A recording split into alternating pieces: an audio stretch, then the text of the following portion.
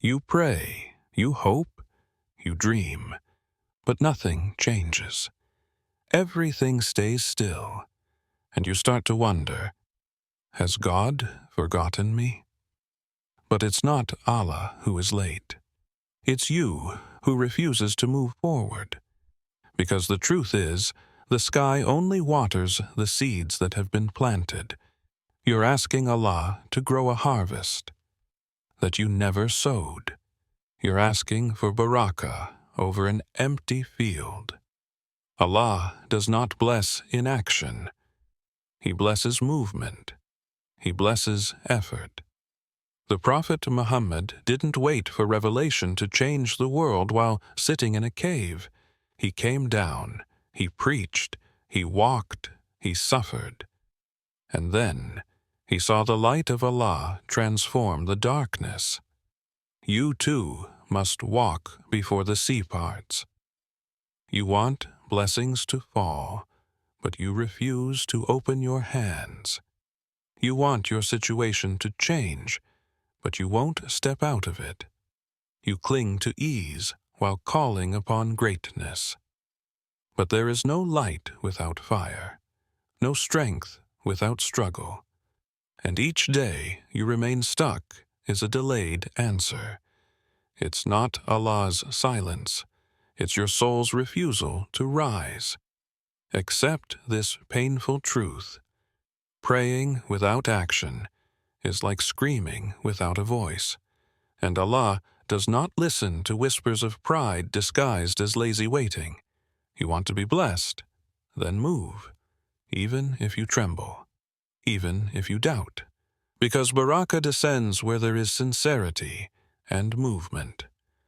Blessings are not suspended promises, they're a light that seeks a heart in motion. Tell me, what have you truly done today that is worthy of being blessed? What you allow into your mind will either build or destroy your inner world. The soul does not transform by accident. It is shaped by what it consumes. Want to change your life?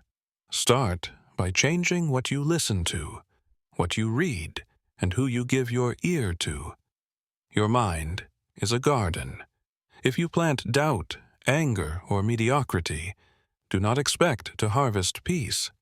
The Quran does not lie when it says, "And remind, for indeed, the reminder benefits the believers."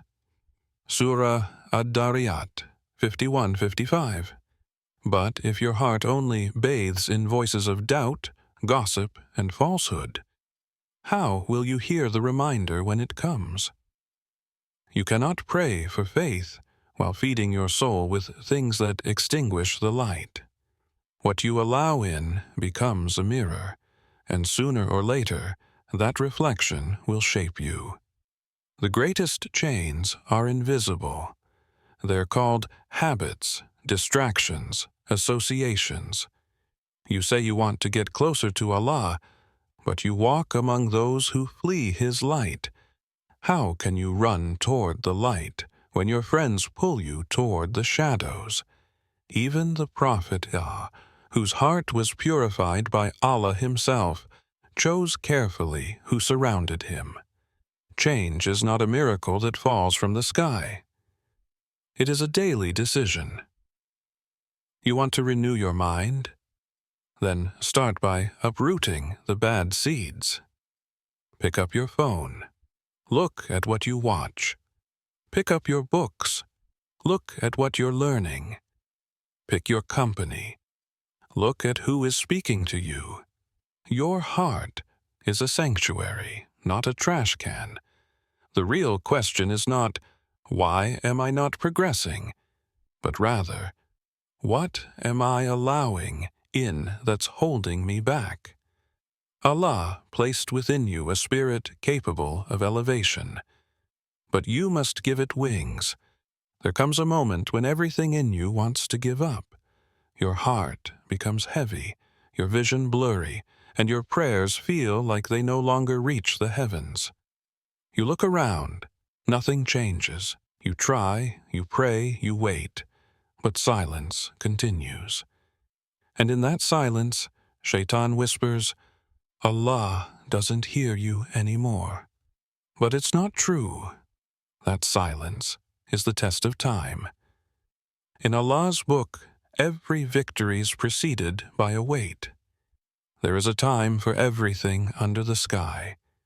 Surah Al-Baqarah 286, paraphrased. Even the prophets had to wait. Nuh built his ark for decades without a drop of rain. Zachariah prayed all his life for a child.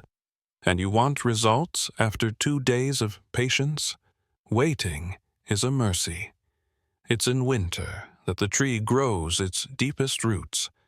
They grow in silence. You don't see them, but they are there. And you, in your spiritual winter, Allah is strengthening you. He is purifying your intentions.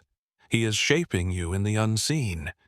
Because if the blessing comes too soon, it can break you. You are not abandoned. You are being prepared. Allah knows your heart better than you do. He knows when your soul is ready to carry the weight of what you're asking for. He knows when your spirit can receive without turning away. And as long as you're not ready, He waits with you, in silence, not to punish you, but to protect you. They are patient, seeking the face of their Lord. Surah Al-Insan 76:9. That is the patience He loves, the one that doesn't just seek results, but trusts the wisdom of His timing. What you're living is not rejection, it's divine delay. So don't ask, when? Ask instead, how can I better prepare? Because Allah is never late. You just need to be ready to receive when the heavens decide to give.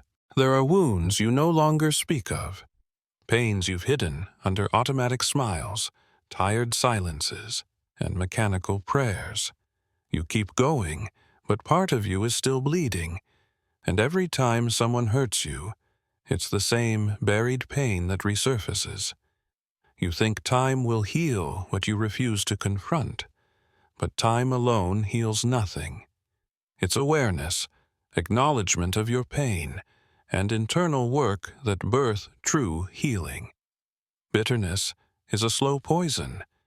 It convinces you that it's normal to be angry, mistrustful, or cold. You call it maturity, but it's not wisdom. It's unhealed pain. And as long as you don't release it, it infects everything you touch. Your relationships become tense, your faith distant, your peace unstable. Allah created you with a tender heart, and that heart cannot hold both the light of forgiveness and the shadows of resentment. When you refuse to heal, you also refuse to grow. The Prophet Muhammad forgave those who betrayed him, humiliated him, hurt him, not because he was weak, but because his mission was too great to be slowed down by invisible chains. Sometimes you need to cry over what you've refused to admit. Sometimes you need to vomit the pain, talk to someone, write down what you can't say out loud. And that is not a lack of faith. It's an act of liberation. It's telling your soul, I see you.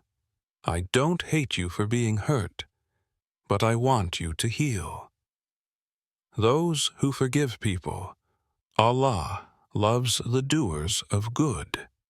Surah Al-Imran 3:134. That's not a decorative verse. It's a doorway to healing. Because you can never move forward with a heart in chains. And as long as you refuse to release what broke you, you keep carrying a pain that no longer belongs to you.